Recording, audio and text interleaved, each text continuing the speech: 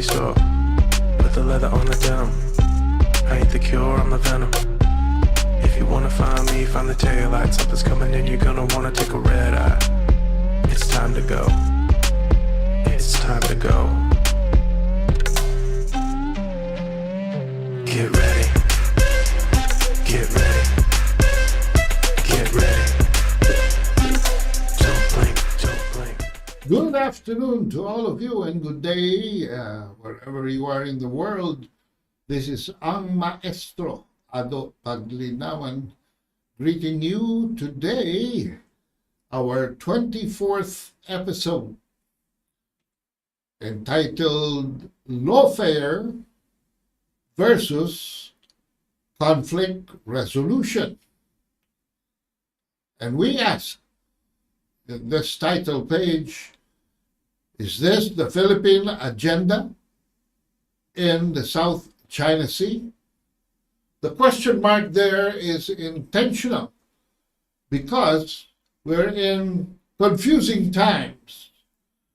You know, when Xi Jinping and Joe Biden were repairing fractured relations in the APEC summit in San Francisco, DFA Undersecretary Maria Teresita Daza lectured China.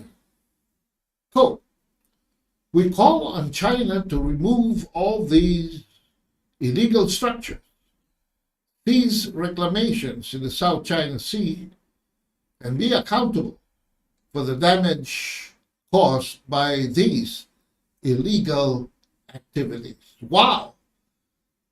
Masasabi po ninyo, what a loaded statement! Napakabigat. Pero bigyan natin ng konting background mga kabansa by playing this video from Inquirer Today. Refusing to bow down to China's demands, the Philippines instead asks Beijing to remove its illegal structures in the West Philippine Sea. In a statement, DFA spokesperson Teresita Daza says the country calls on China to remove all illegal structures and cease its reclamations in the West Philippine Sea.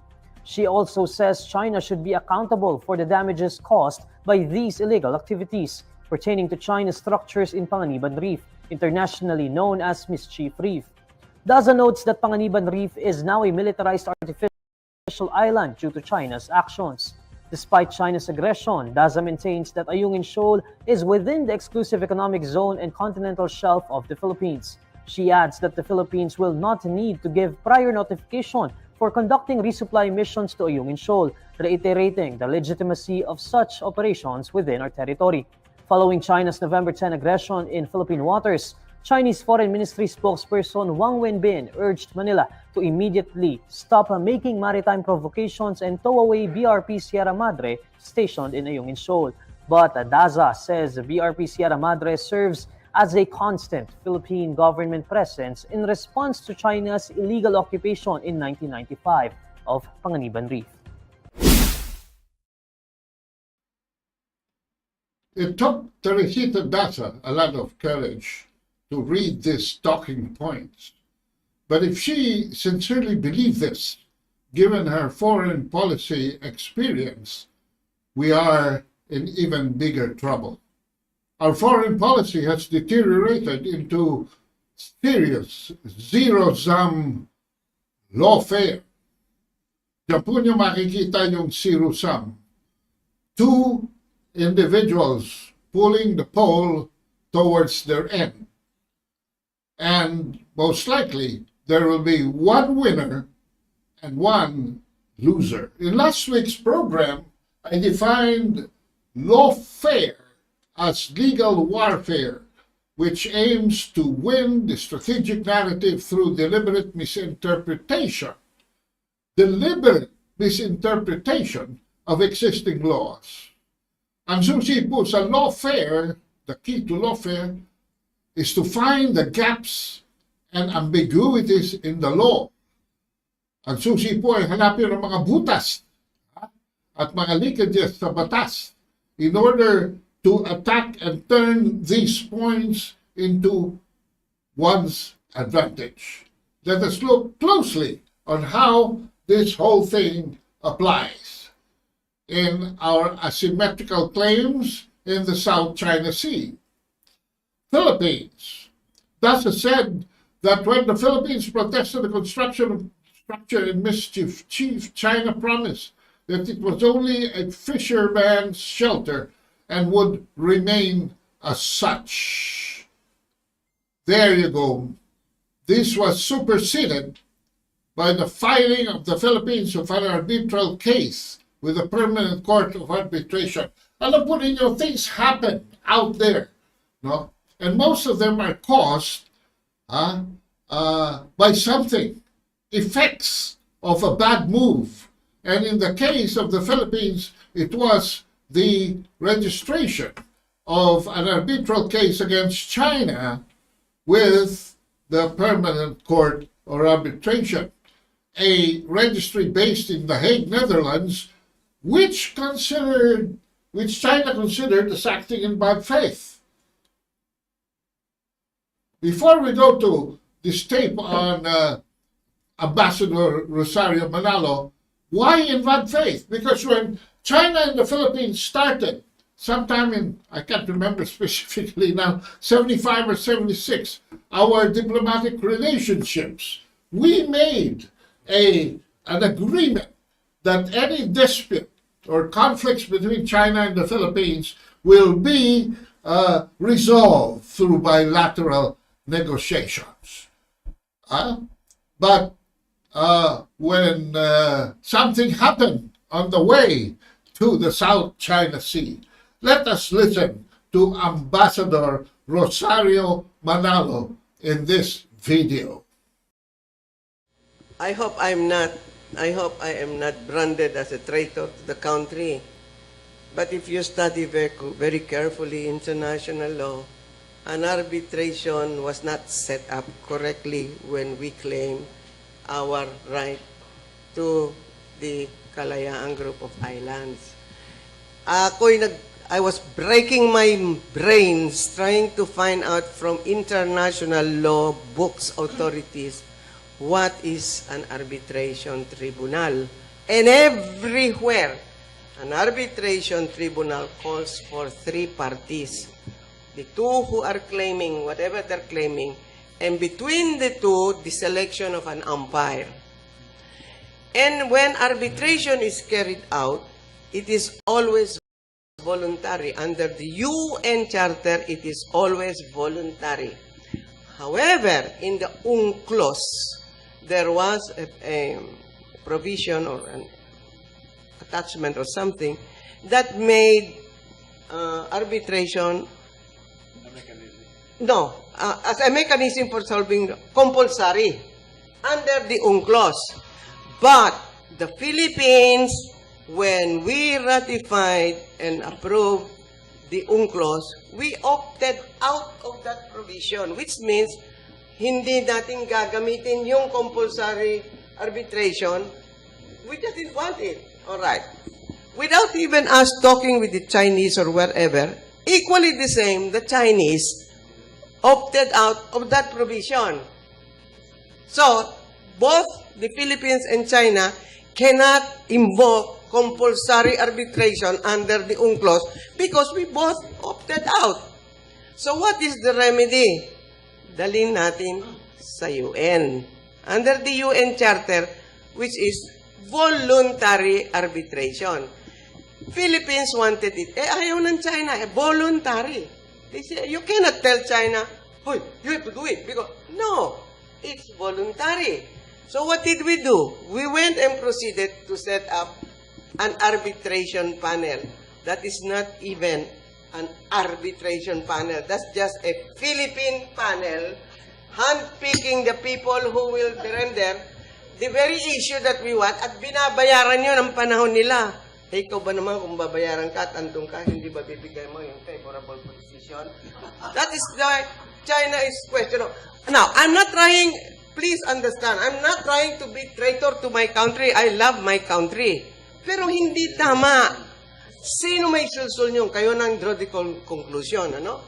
However, the very fact that that decision was given, it has brought to the attention of the world that we have a basis to do some claiming on the South China Sea of the KGI. Pero it does not bind anybody. It's just a position taken by the Philippines, and with the arguments we're giving, ito importante at bakit importante sa atin sa Pilipinas.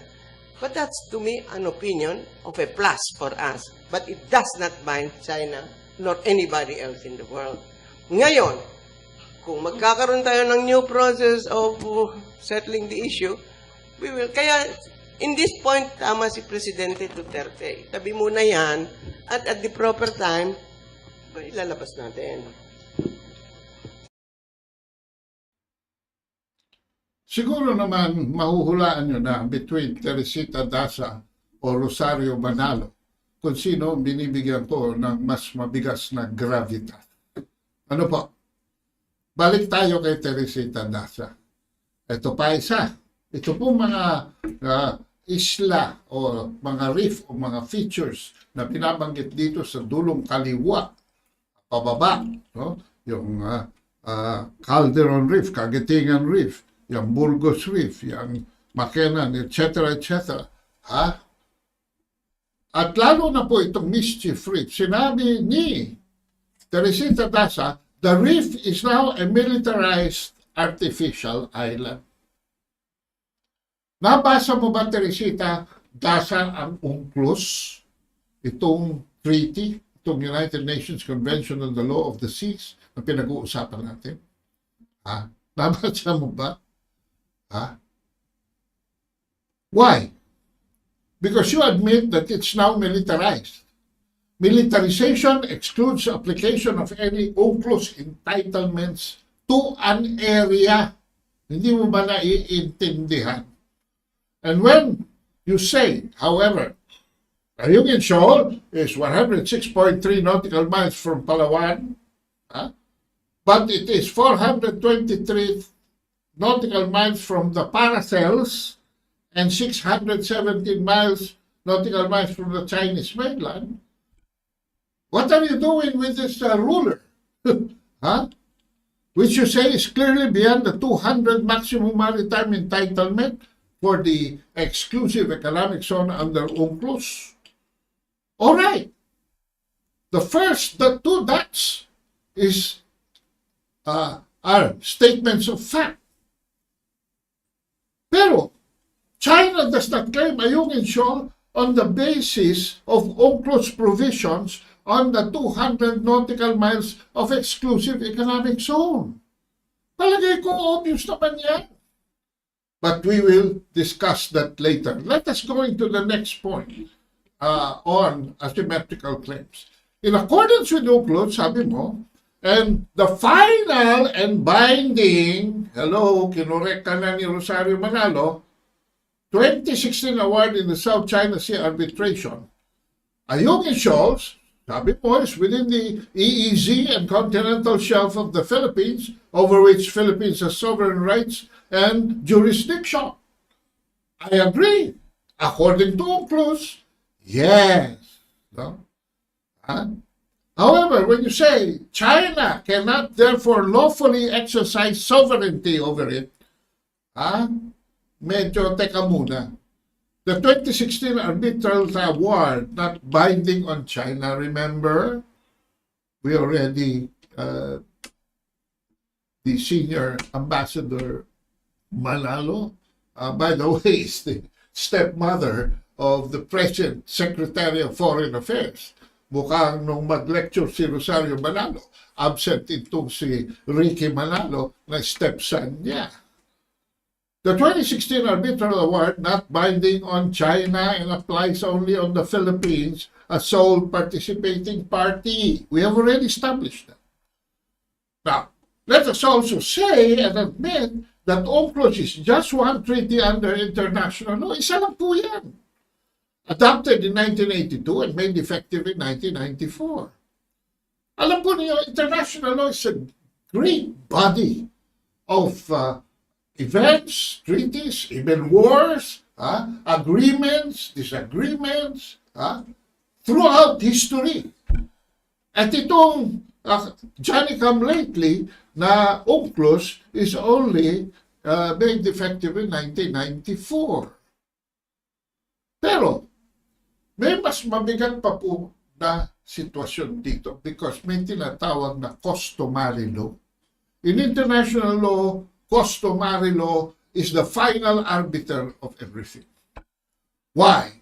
Because it establishes de facto a situation but which may contradict with law or observe the law, but the fact remains that it is a established fact on the ground.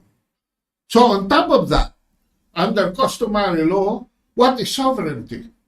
Sovereignty is defined as the actual occupation, administration and control, and if necessary, defense of a given territory. Okay. China has sovereignty over features because it is under her control. If, therefore, by customary law, China has sovereignty over it, sovereign rights cannot supersede sovereignty of a neighboring state. So, yan po. Our claim is on the basis of sovereignty rights. The right to exploit for economic purposes resources under the water within 20 nautical miles from our shore. However, kung meron itong tatagusan na pag-aari ng kabilang estado, sa palagay niyo po ba, tatagos yan? Automatic po ba, tatagos yan? Just because may batas na nagsabi, na meron kang karapatan. Meron kang karapatan. Pero kung may bara, hindi tatagos. Gamitin po natin ang ating sentido común. Ano po? Ngayon, balik tayo dito. Essentiality. No? Ano ibig sabihin ng essence? Essence is something without which one cannot be what it is. No? Essentiality of participation in voluntary arbitration. Now, the obvious is in paragraph 637 po ng Article 296, Section 2 ng UNCLOS mismo. Which is, any decision shall have no binding force except between the parties and in respect of that particular dispute. In other words, ang sabi sa UNCLOS, binding lang siya sa magpa-participate na party. In this case, ilan na nag-participate na party? Isa. Sino? Pilipinas. And in respect of that particular dispute, doon lamang sa loob ng arbitration na yon, magkakaroon siya ng epektibo. Naintindihan nyo ba? Bakit? Because when you go into an arbitration, assuming there are two parties, the decision of the umpire becomes a law, but only between the two parties. Alisin natin ang isa. Nagkaroon ba ng batas? Hindi maaari. Dahil walang contracting party. Pangalawa, lahat ng pinag-usapan dyan ay para sa Pilipinas lamang. Hindi po ba yan ang sinabi ni Kagalang-galang Rosario Manalo? Tuloy natin ang kwentuhan. Nag-participate ba ang China? Ito po ay nilalagay ko dito, hindi ko nababasahin lahat. No? Dahil may isang nagchuchubibo, na may gatas pasalabe na spokesman ng National Security Advisor, ang pangalan ay Jonathan Malaya, na sinasabi sa media, sa telebisyon, na hindi maaaring sabihin ng China na hindi siya nag-participate dito. Aba, yan po ay isang napakalaking kaululan. It is a big craziness.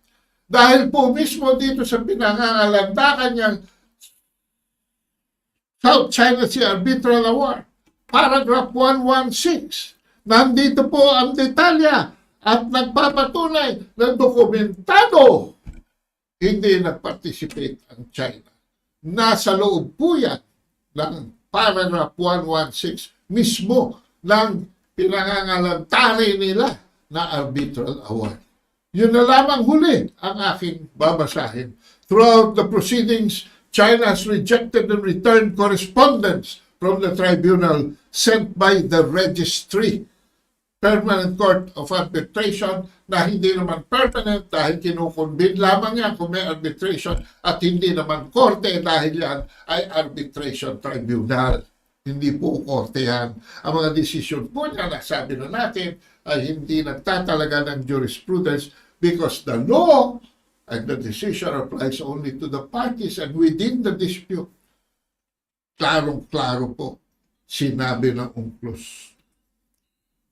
Reiterating on each occasion that it does not accept the arbitration initiated by the Philippines. Alam nyo, matagal na namin dinidiscuss ito, 2016 pa. Pero mukhang hindi tatatanim, mukhang hindi nauukit. Eh ngayon ho, gusto kong ibarena na sa inyong noo para hindi nyo na makalimutan. Tandaan ho nyo yan. No? Balik tayo sa asymmetry. This time, gamitin natin ang mismong South China Sea Award sa case number 2013-19. Philippines. Ano sabi? DASA. China bases its expanded claim in the South China Sea in the so-called 9-dash line shown on an old Chinese map. Ayan. Ano po ang sabi sa arbitral award? China's claim of sovereignty in the South China Sea is not based on the 9-dash line. Ito natin matutunghayan ngayon. Ito, balik tayo sa kaliwa sa pangalawang sinabi ni DASA. The Permanent Court of Arbitration in July 2016 invalidated China's 9-dash line policy in the South China Sea as it encroached on the Philippines, EEC. All right. Basahin natin ang paragraph 272, ruling on China's historic rights. Bakit? Kasi sabi dito ni DASA, as clearly stated by the same arbitral award, UNCLOS superseded any historic rights or other sovereignty rights or jurisdiction in excess of the limits imposed by UNCLOS. Basahin natin, mga kabansa. Finally, sabi na paragraph 272, because the tribunal considers the question of historical rights with respect to maritime areas to be entirely distinct, ibang-iba from that of historic rights to land, the tribunals consider it opportune to note that certain claims remain unaffected by this decision. Particular, the tribunal emphasizes that nothing in the award, wala, should be understood to comment in other way na nagbabadya sa anumang forma, sa anumang pamamaraan on China's historic claim to the islands of the South China Sea. Alright. At sabi dito sa kaliwa, or any sovereign rights or jurisdiction in excess of the limits imposed by the UNCLOS. Ano ang judgment and ruling? Nor does the tribunal's decision that a claim on historical rights to living and non-living resources, ayun po yung nasa loob ng EEZ, no? Is not compatible with the conventions, limit China's ability. Hindi ito pipigilan ng China na mag-claim ng maritime zones in accordance with the convention on the basis of such islands. Na papatunayan nila kanina. Ito ba ay sinasabi sa inyo ni Antonio Carpio?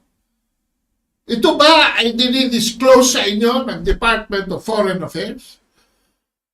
Ito ba ay sinasabi sa inyo ng Albert de Rosario Institute o ng Center for Strategic and International Studies at kung sino-sino pa mga Amerikano dyan, Red Pauling, Red Powell, at ang kanilang mga talking heads, katulad ni Richard Hegdarian, ni Jay Batong Bakal, at lately, ito sila Edgar Arevalo, ito sila Jay Tariela.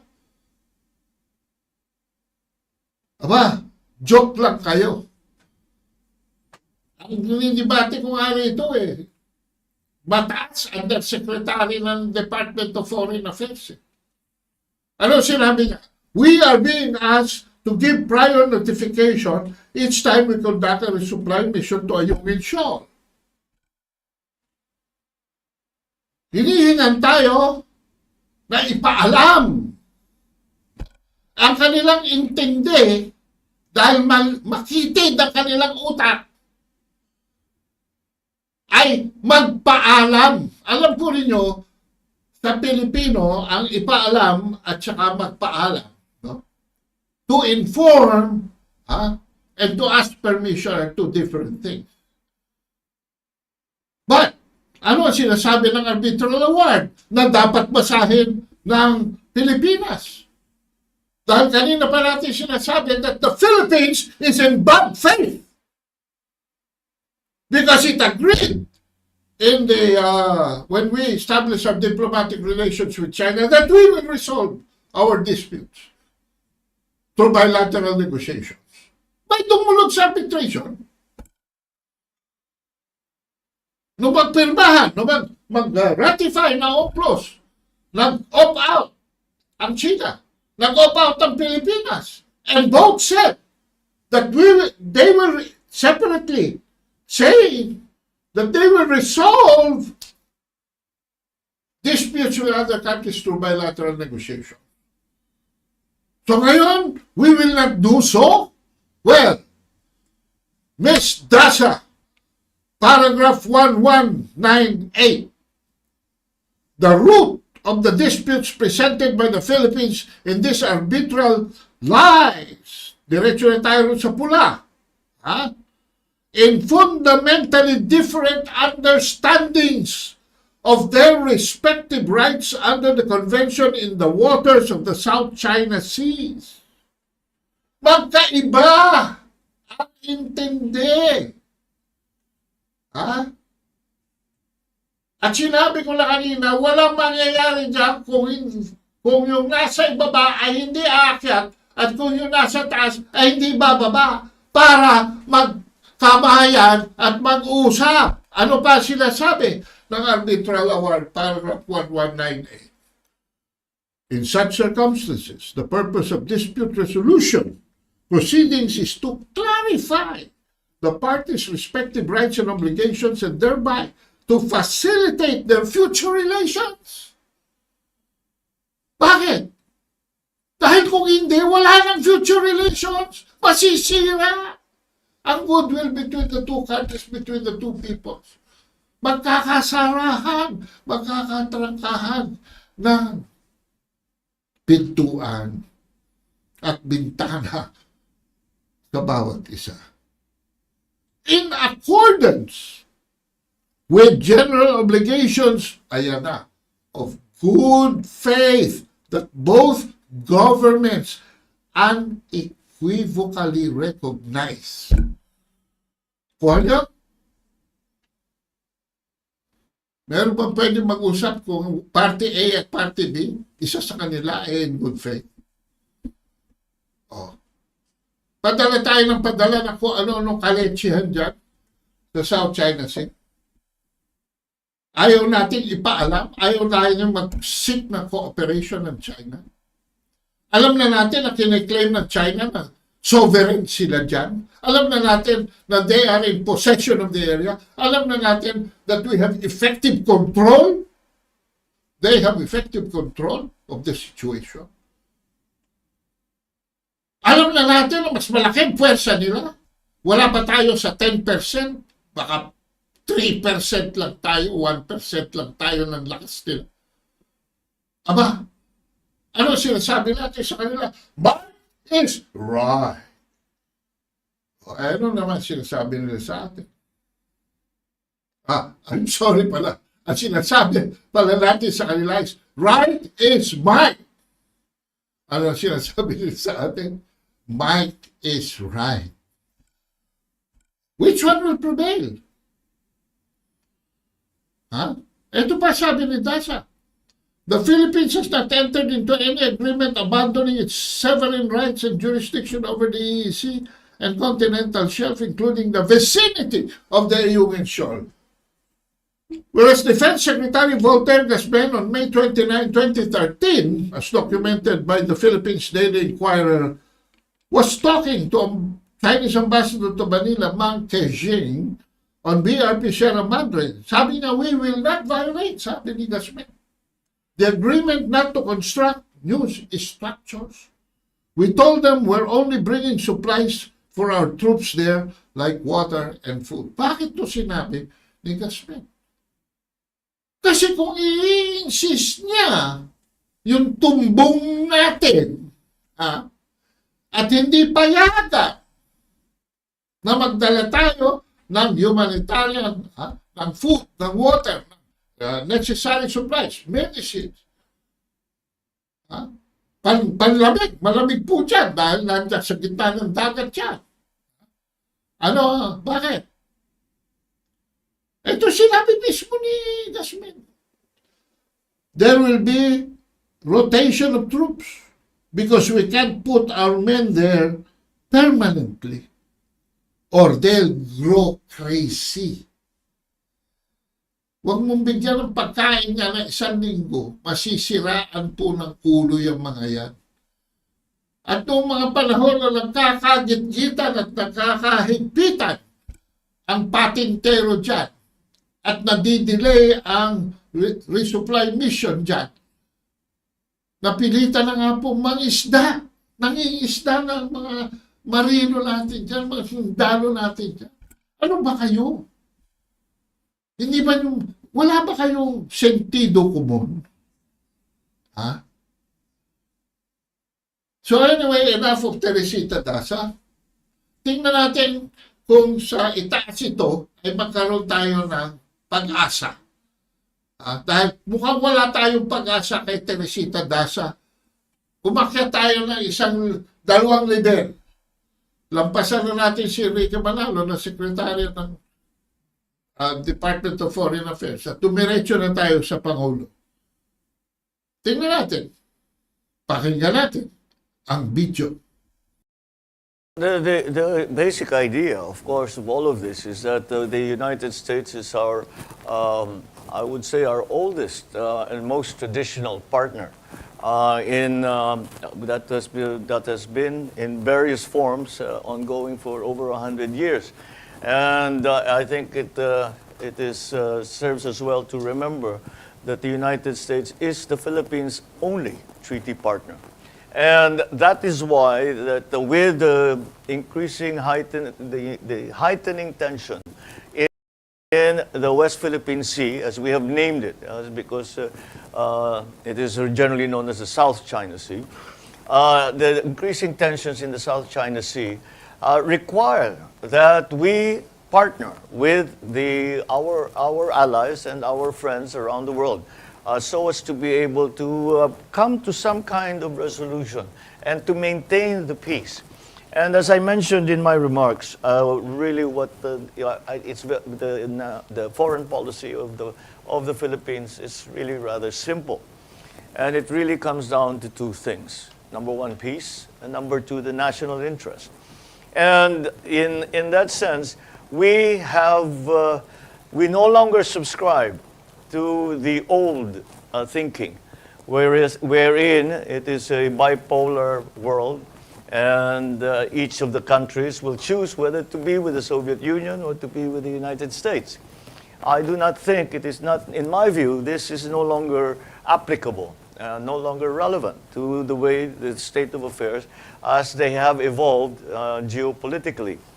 So it is important that we continue to strengthen that partnership. And the main partner of the Philippines is, of course, the United States. But starting with that, we also feel that it is the way forward is to strengthen our partnerships in all with all our neighbors and with all friendly nations who share our ideals, who share our aspirations, who share our values and the respect for the international rule of law. And this has been something that we have tried to develop, and we have, I believe, have had some measure of success, and we will continue to do this. But again, the bedrock of any of these partnerships is the partnership and the treaty arrangement that we have, the mutual defense treaty that we have with the United States. And in that regard, we are continuing to increase our capabilities so as to be able to answer the challenges that we are facing now it's becoming more and more often. Every so often, whenever there is a confrontation between outside forces and Philippine forces. This is unfortunately, as I have said to some of our partners, unfortunately, I cannot report that the situation is improving. First, teka, ano ba itong pinagsasasabi ni Bongbong? Ha? Teka nga muna. Ha? We're looking for a solution here. Wala sa cabinet level, and wala rin yan sa cabinet level. So siguro naman sa Malacanang nandun yan. Pero first, in the question and answer session, Marcos said, the West Philippine Sea, as what we have named it is generally known as the South China Sea. Abay, kinorek sa rito ni Ambassador Rigoberto Tiglang. Ang sabi, for our president to say this is so embarrassing. Bakit? Dahil sabi po ni Tiglaw, the West Philippine Sea created by President Benigno Aquino in 2012 refers only to the much smaller area covered by the western portion of the country's so-called or claimed exclusive economic zone and the waters adjacent to the Kalayaan Island Group and the Scarborough Shoal.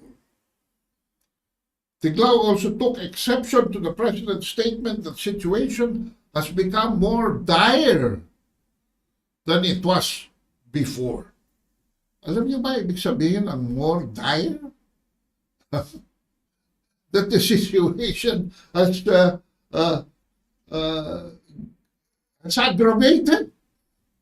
Instead of improving, it is not improving. The former ambassador also said that Marcos was terribly misinformed about some of the things he brought up. Ano itong mga things na ito? Una, the president said that the Spratlys was used by the Navy as a bombing range for a very long time, mistaking it for the Scarborough Shoal, which is almost in the same latitude as Subic Naval Base. It was not the Americans, but the French who occupied the Spratly Islands in 1933 and the Japanese in 1938. Kaya nga nagkaroon ng historical claim dyan connected to the Japanese. Bakit? In-invade po ng Japanese ang Spratly Islands in 1938 as much as it invaded the whole of China. But in the 1972 Treaty of Taipei, isinauli po ng Japan sa China ang Spratly Islands. Hindi na tayo pupunta sa mga detalya. Tuloy na tayo sa fact-checking number 2. Ang sabi ni Marcos, Spratlys have now fallen into the hands of a foreign power, and many of these features are slowly being turned into bases.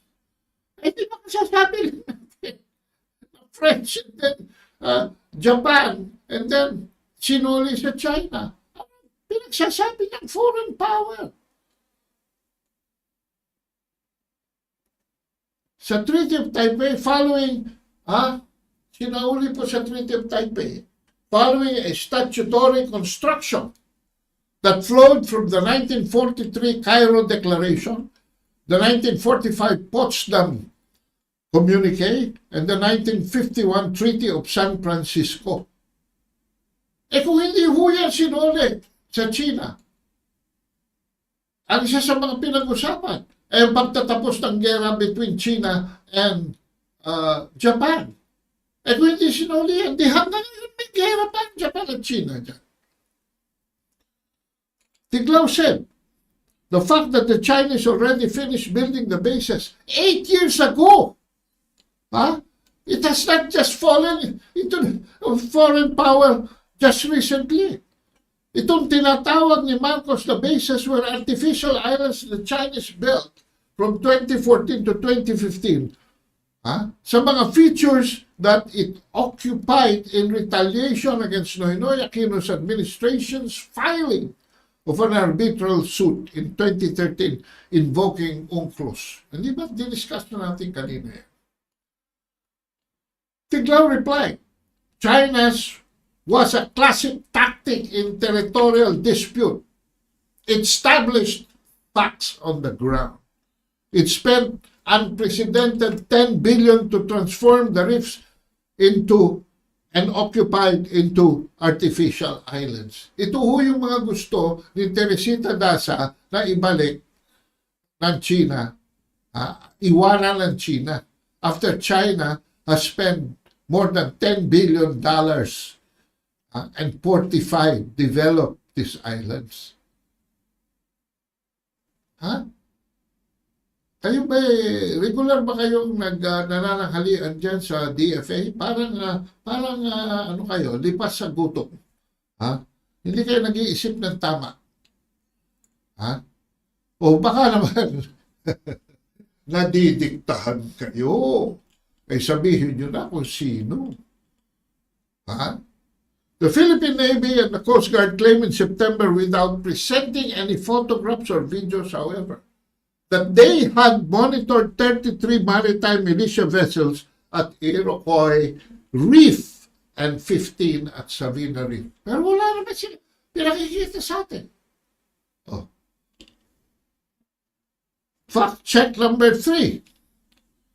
Marcos asserts there have been recent missions to Escoda Reef, which revealed damage on the biodiversity and the environment. May mga nasira raw biodiversity and environment doon. At sabi niya that he is afraid are possibly irreversible. Ito pong Philippine Navy, at itong foreign American adjunct ng Center for Strategic and International Studies, na Asian Maritime Transparency Institute. Diyan sila pukuha. Yan ho, nag-feed sa kanila ng mga disinformation.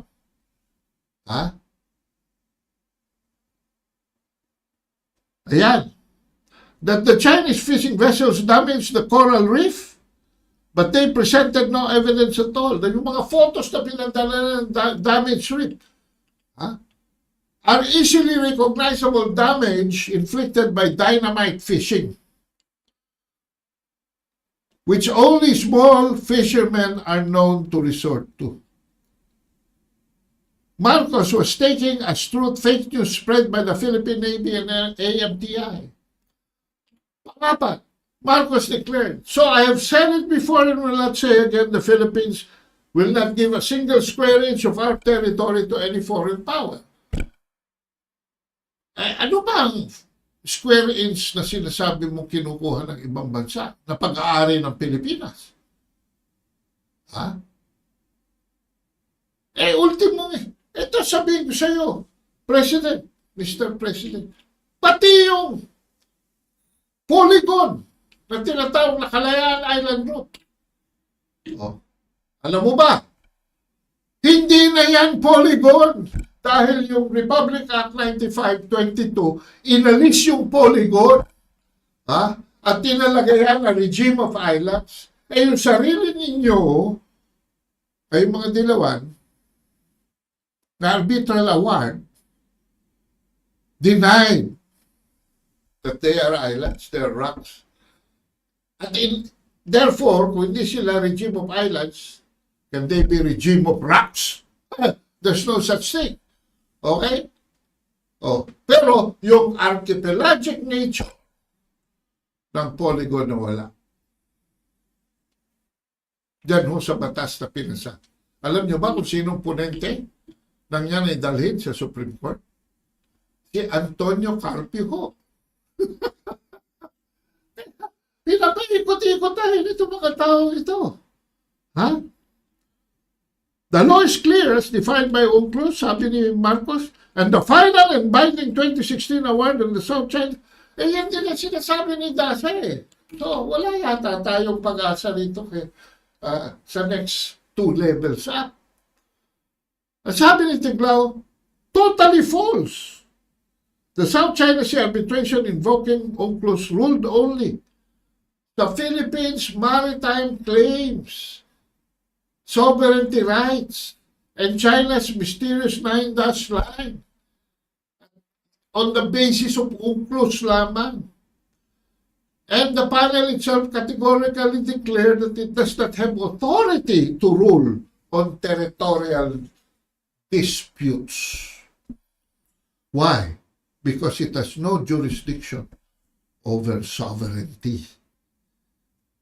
Hanggang sovereignty rights lang po siya. Finally, Marcos said, the nearest reefs that the People's Liberation Army has started to show interest in terms of slowly using these atolls and shoals for building bases. These have come closer and closer to the Philippine coastline. And the nearest one is now around 60 nautical miles from the nearest coast. And this is an evolving situation. Pinakikita niya na palapit na ng palapit and therefore nilulusob na tayo ng China. Ay, no. Eto, hindi ko na mag-comment yan.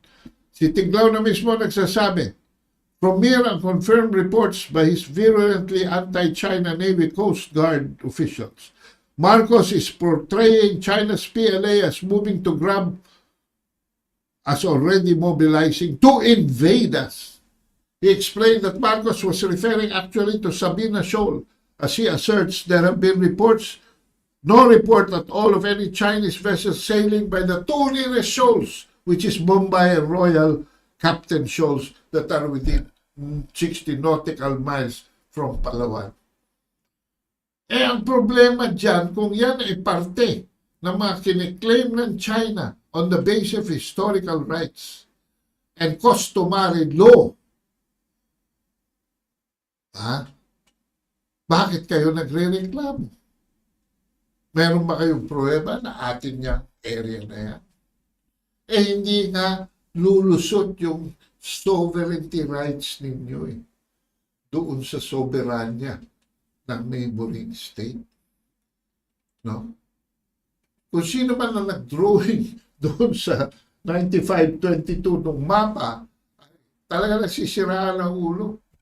Bakit? Eh, ultimo sa ilalim, sinakop niya yung parte ng Malaysia at Indonesia at sa bandang itaas, sinakop niya yung parte ng Taiwan. Exaggerating the 200 nautical miles. Pero dito, sa South China Sea, hindi lamang tayo may problema sa China. Dahil meron ding claim ang Vietnam dyan, meron ding claim ang Malaysia dyan, meron ding claim ang Taiwan dyan, meron ding claim ang Brunei dyan. So hindi na ho. At best, it cannot be an exclusive economic zone. At best, it can only be a shared economic zone if the sovereign that has control of the area allows it, cooperates. And how does it cooperate? By what mode did it say it can cooperate? Bilateral negotiation. Hindi ba? Nagka-fisheries code na tayo, nagpirmahan ng De Gloria Macapagal Arroyo, at hindi ba? Nagkaroon na tayo ng gas and oil Memorandum of Understanding under Duterte. In other words, pumapasok na ho tayo, pinapayagan na ho tayong pumasok doon sa soberanya nila. Pero kailangan pag-usapan ng maayos. Hindi pwede yung, basta! Hindi pwede yung, we will not do so. Hindi pwede yung, hindi kami ng permission sa inyo. Hindi pwede yung, amin yan. Wag na tayong mag-joke. For the meantime, magbasa tayo ng mga pinadala ng ating mga readers, listeners, with 10 minutes to go. All right, Jacqueline Trajano, good evening. Kasalukuyang pinakikinggan ko yung live kanina. Osman Mohammed Zin, present. Fernando Rosales, never fear to negotiate with China. Wala namang challenge sa atin. Ano daw sabi ni Bobong? So by the way, hindi ho lahat ng mga comments ay mababasa namin. Nagsasample lang kami. Guys, counter available. Po ba yung desisyon ng arbitration sa publiko, Maestro? Opo, nasa internet po yan. Ang teksto po ng UNCLOS nasa internet. Ang teksto po ng arbitral ruling nasa internet. No? Pwedeng mahingi ang link. Bel, pakikuha ang pangalan nito at kung meron ka dyang email, padala natin sa kanila o di kaya ilagay natin sa comments dito later on. Kasi panay ang balandra nila dyan sa publiko, yung pala mekus-mekus tayo ng mga aso ng kano. Kayo po nagsabi niyan. Enrico Abihar, maulang hapon kaano at mga kabansa, mga gobyerno lang ni The Union na nagpapataas ng tensyon, sunod-sunuran sa kano. Dennis Dumalaon, watching from UK, Cardiff, mabuhay po kayo mga maestro. And Rolando Datuhin, ito po ang huling message na mababasa natin with the allowed time. Have the DFA ever reached out to you, sir? I hope they do. Asap bago sila tagtarin ng China dahil sa kanila hindi na maintindihan ko ano sinabi. Alright.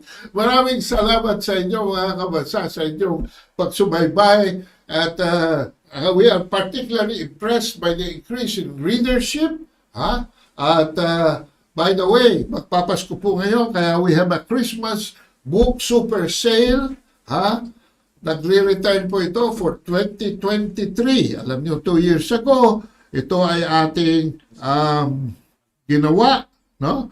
At yung dalawang libro, we were offering a bundle for a higher figure. Ngayon po, 2,200, no?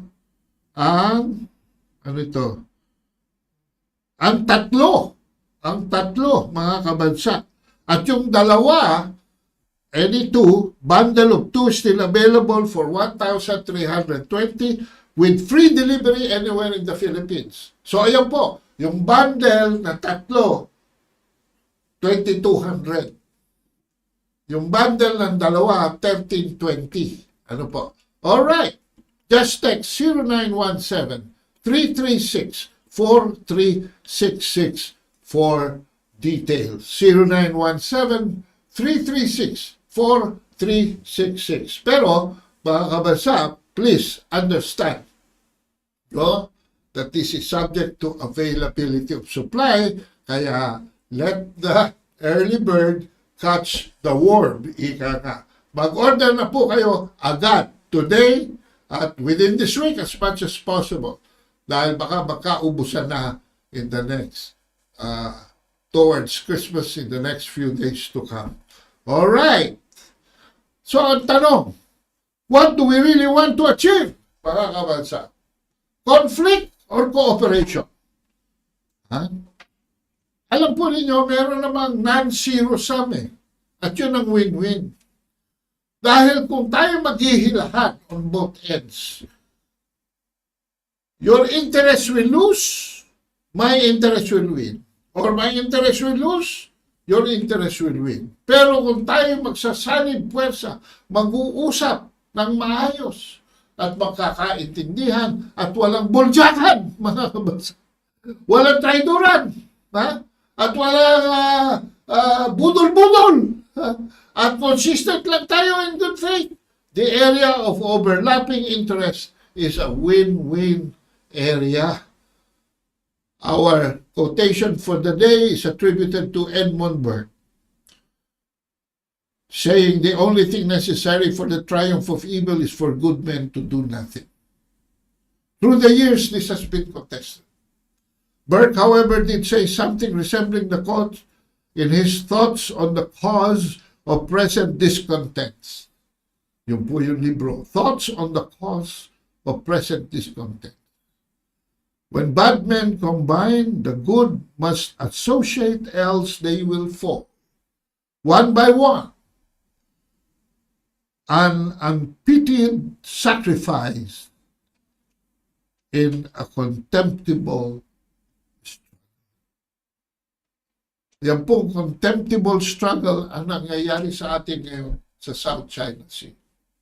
Paki-explain Armed Forces of the Philippines sa ating taong bayan. Paki-explain Coast Guard. Paki-explain DFA. Paki-explain DMD. Paki-explain Malacanang. Ano ang magandang makukuha natin dyan? Sa pagpapatintero ninyo, kundi tumbang preso. Ha? Wala akong pupuntahan mabuti, ha? Ha? Kaya kayong nakikinig ng mga mabubuting tao, mga kaluluwang malilinis, at maluluwag ang utak sa katotohanan, tandaan po ninyo ang sinabi ni Plato. The price good men pay for indifference to public affairs is to be ruled by evil men. Huwag po naman natin payagan. Ang sinasabi po sa survey, 7% lamang ang sumusuporta sa prioridad na sinasabi ni Marcos na first priority niya at ito'y protektahan ang ating soberanya. Ganun wala naman tayong kaaway. Ganun ang gumagawa ng gulo ay third party. Ha? Tatraidoran ng mga Pilipino. Ha? At balita namin, dumating na raw ang ayuda ng mga sulsul dyan. Ha? Mga 5 million US dollars. Ayan, dumating na raw kahapon. At tingnan ninyo, dadami pa mga billboards, ha? Nagsasabing atin ito. Ano atin dyan? Ha? Ayan sinasabi ko mga kabansa. Pag maraming nakikialam ng mga tao ng kadiliman, kahayupan, kapahamakan, kasamaan, matatalo ang mga mabubuting tao na hindi sasagot sa tawag ng talino at makikialam sa public affairs. Makialam po kayo! Ha? Express yourselves because you have free speech. You are free to assemble. You are free to put it in writing. Freedom of the press. At gamitin nyo ang social media responsibly para ang katotohanan ang sumaklob sa kasamaan and not the other way around. I would like to thank all of you for listening this afternoon and I hope you have a very good weekend ahead of you. Maraming salamat po. Ito ang inyong lingkod. Ang Paglinawan, ang Maestro. Muling nagpupugay at nagpapaalam na for now. Thank you for listening.